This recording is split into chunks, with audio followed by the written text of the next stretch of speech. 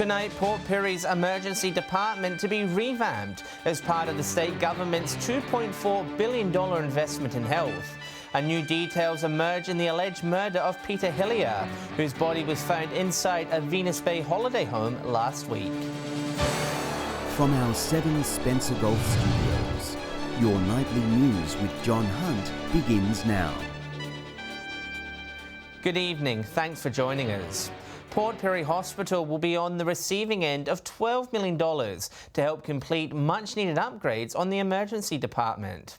It's part of the new Labor government's plan to spend $2.4 billion on improving hospitals and health services across the state.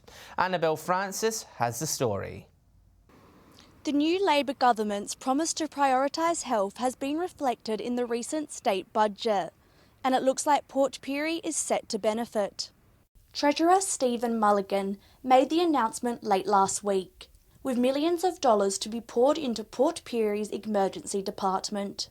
It's part of the state government's promise to make health a priority.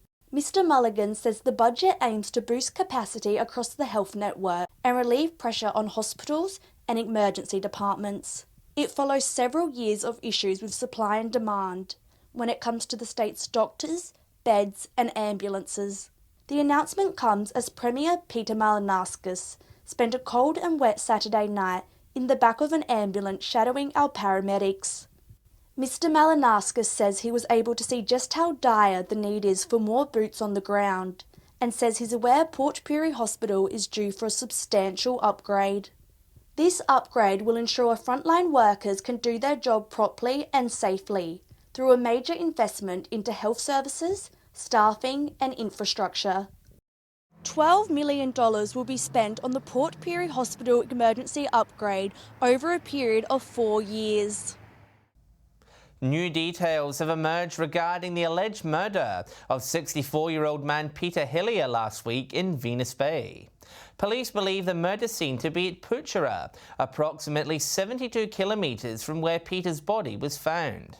Investigators believe the murder scene was behind the town's art gallery, which was found as a result of almost a dozen calls to Crime Stoppers. Police will allege they found what they believe to be the murder weapon at the scene.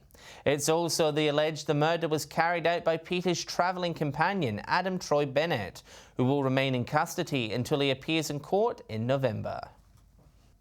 Off the back of a successful reconciliation week in Port Augusta, the City Council has launched a plan to make the community more inclusive. The strategy will provide a framework for the city to create opportunities and a more respectful environment for Aboriginal and Torres Strait Islander peoples. Moving forward as a community. Port Augusta City Council releasing its reconciliation plan to create meaningful change for First Nations people. The Mayor says it's been in the works for some time, with the first draft being submitted back in 2021 to be reviewed by the community. Consultation completed earlier this year, and I understand that I think it's about May the 25th, the Reconciliation Council or Committee endorsed our RAP plan. The reconciliation plan aims to make the City Council more inclusive for Aboriginal and Torres Strait Islander people, outlining key steps such as educating council staff around cultural protocols along with creating better business pathways and traineeships for the Aboriginal community. The document also lists increasing the amount of Indigenous art around the city and continuing to support cultural gatherings as a priority. The Mayor saying that last Thursday's Reconciliation Week event was a huge success, with the community rallying behind it. And the most important part was the young generation and their presence, and I thank all the schools, all the teachers, all the parents that took their children to that celebration. So that's very important that the young people are engaged and they understand the past and they work with us into the present.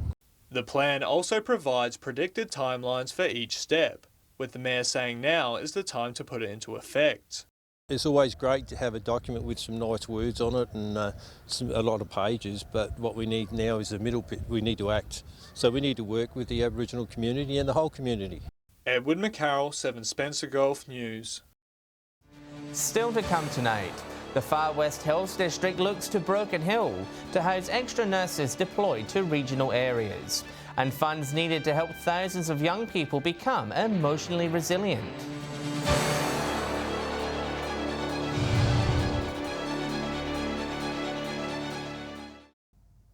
Welcome back to 7 Spencer Golf News. Rentals in Broken Hill are hard to come by, with very little around for incoming workers.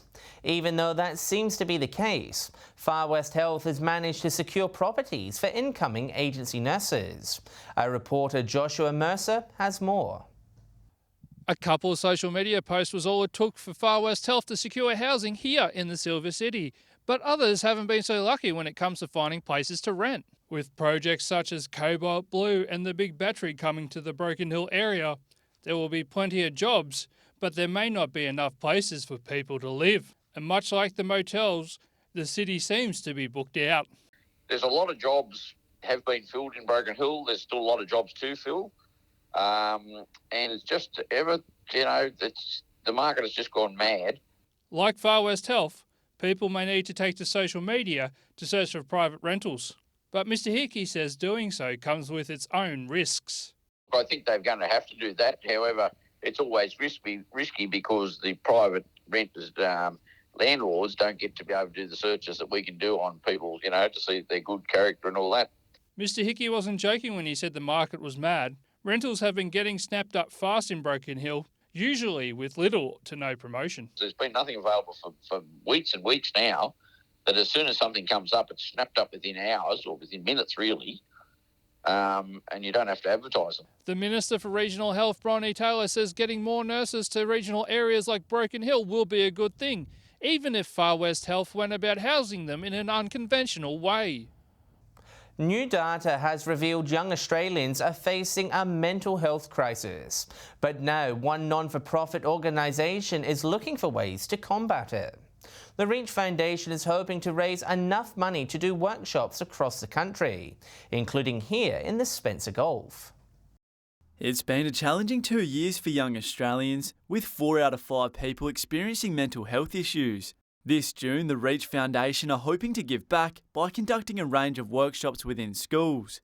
We're going to end a financial year campaign. It's $950 to run a workshop for 60 kids, and we're looking to raise enough dough that we can go and run 200 workshops in low socioeconomic areas for 12,000 young people. Reach CEO Fergus Watts says understanding oneself is at the core of the issue. Core developing factor of a young person and anyone's mental health really is developing a really strong sense of self, sense of understanding of who you are, what's important to you, so you can then go and deal with any sort of issues that arise. The mental health crisis is more prominent than ever, with an increase in young people concerned for their future. What we're seeing is 1 in 4 young people contemplating suicide in this country. And one of the damning stats that no one really talks about is that 50% of young people in Australia don't feel confident about their future. Reach programs inspire young people to believe in themselves and get the most they can out of life. Now they are asking for support to help run 200 workshops at local schools who are in need. But that's what we do. Like I said, 70% of it is prevention work, 30% of it is early intervention work, so with more high-risk communities and high-risk young people. To show your support, you can donate through the Reach Foundation's website. Henry Millick, 7 Spencer Golf News. Stay with us after the break. Traffic disruptions along Argent Street as Broken Hill's main drag receives an upgrade. And Lost and Found, Council's message to Port Pirie pet owners following an increase in runaway dogs.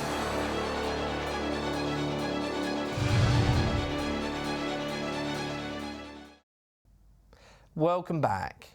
Frequent visitors of Broken Hill's Argent Street will notice some disruptions this week as the banner poles receive some attention.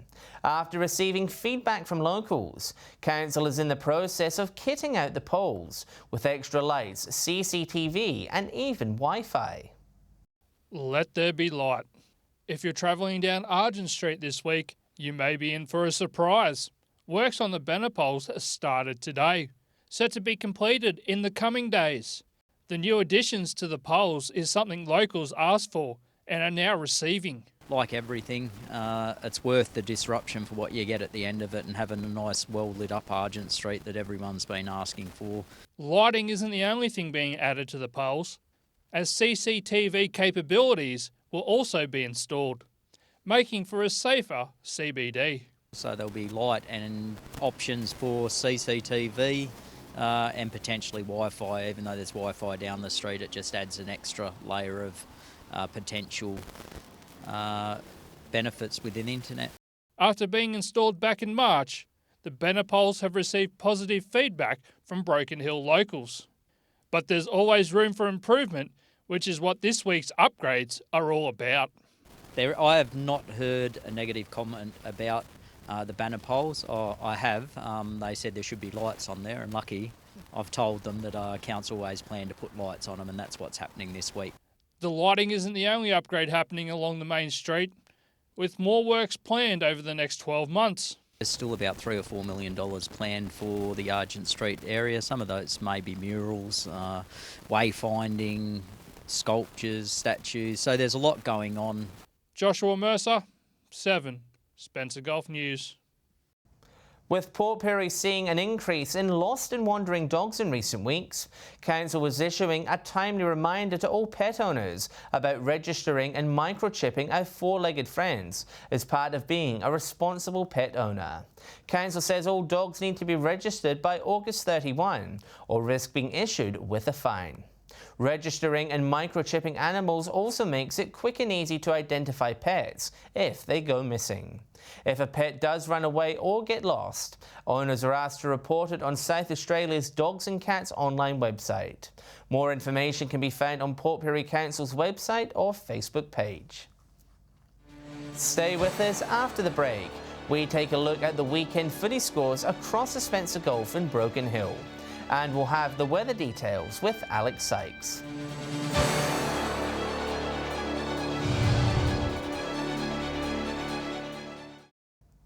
Hello again. Turning to sport now, and it was a cold weekend at the footy for players and fans alike. Some teams were seemingly unable to find their footings in the wet, while others used it to their advantage with a few big upsets. Edward McCarroll has this week's footy wrap. Despite this weekend being one of the wettest in recent history, teams from across the region braved the stormy conditions to put on a show. Over in Whyalla, teams played under lights on Friday night. Rapina taking on Roona Bay, who are coming off a winning hot streak. Clearly, they are not losing touch as the Bays continue to dominate the ball throughout Friday's game. At times, the more physical team was simply too much for the Roos to handle, with Roona Bay muscling their way through to score 13 goals throughout the match. Although strongly contesting the ball, Rapina couldn't replicate their rivals' goal scoring. Roona Bay defeating Rapina 94-46. The other two games were both played on Saturday. Central Whyalla took on North at Bennett Oval. The Roosters made quick work of Northie's midfield before putting a dozen balls through the sticks, going on to win by 55 points. In the last game, Southies were back to normal without their Brownlow medalist Dane Swan this weekend, and unfortunately it showed. West Whyalla steamrolling the team at Memorial Oval, defeating Southies by 100 points, definitely a morale boost for Westies, who continue to build up steam as final contenders. Over in the Spencer Golf League, South Augusta took on West Augusta at Central Oval. Southies maintaining the lead throughout the game to beat West by 43 points. In Port Pirie, Solomon Town defeated Central Augusta 141-69, and Prop Brisbane thumped Port by 88 points. Luke Edwards, truly an asset for Prop Brisbane, scoring 4 goals. Switching to the Port Lincoln League, it was a close game between Wayback and Lincoln South, with Wayback inching just ahead to snatch the win, 53-43. Boston attempted to take down the team at the top of the ladder, but to no avail. Marble Range just too good at the moment, beating the other team by over 100 points.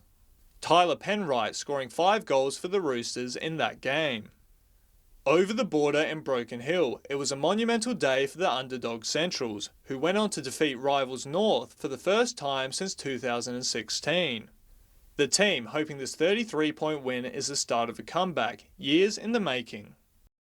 That's all for this week's Footy Wrap. Join us tomorrow where we take a look at the results from our region's other sports. Time now to take a look at what's happening in the weather across the region as we begin another working week. With all the details, it's good evening to Alex Sykes. Thanks, John, and happy Monday to you and our viewers this evening. Well, winter is certainly well and truly here in the Gulf, with showers and cool temperatures forecast for the week. And that's how we've certainly begun the week. Port Lincoln reached a max of 15, Broken Hill was mostly sunny and topped 13 today, and Clare had a max of 9 degrees. Looking further out across the region now, Port Augusta and Whyalla were both partly cloudy and 16. Port Pirie had showers and also reached 16. Woodna was a top of 15. Kadina and Cleve both got to a top of 13. Taking a look at the satellite image now, speckled cloud covering South Australia with a trough is producing showers. Skies are clearer in the far north with a dry air mass. There are a number of warnings current for the region, including a marine wind warning, a warning to sheep graziers and a flood warning for South Australia's inland rivers. Moving on to tomorrow's weather outlook now, and we'll start with the Gulf waters. West to southwesterly winds 15 to 20 knots, reaching up to 30 knots south of Port Neal to Port Victoria. Seas 1 to 2 metres, decreasing to 1 metre by early evening, and south to southwesterly swell 1 to 1.5 metres, increasing to 2.5 south of Cal to Woolaroo. Showers across the region tomorrow. Port Lincoln a max of 16, Cleve and Woodna both a shower or two and a top of 15. A shower or two in Whyalla, 16 degrees there. Port Augusta is set to reach a max of 17, Kadina to reach 15. Port Pirie showers and 16, showers easing in Clare, a max of 12 degrees there. And Broken Hill partly cloudy and set to reach a max of 14 degrees. Taking a look further through the week now, those showers continue in some centres on Wednesday. Otherwise, mainly fine conditions. Partly cloudy for Cooper Pedy, Broken Hill, Port Pirie, Kadina and Woodna. Rain for Port Lincoln, Whyalla and Port Augusta. The wet conditions return to most areas on Thursday. Partly cloudy for Cooper Pedy, Woodna and Broken Hill. Temperatures are set to be in the mid-teens. And similar conditions are forecast for Friday. Partly cloudy for Cooper Pedy, Woodna and Broken Hill. Rain forecast for Port Augusta, Whyalla, Port Pirie, Kadina, Port Lincoln and Adelaide. Temperatures also to sit in the low to mid-teens. So, John, certainly don't forget the scarf and beanie when out and about this week. And that's all the weather from me for tonight. I'll see you soon with an update. It's back to you. Thanks for that, Alex. And that's the local news this Monday evening. Thanks for joining us. I'll have updates later, and the team will return tomorrow night at 7 p.m. Until then, enjoy your evening here on 7. Good night.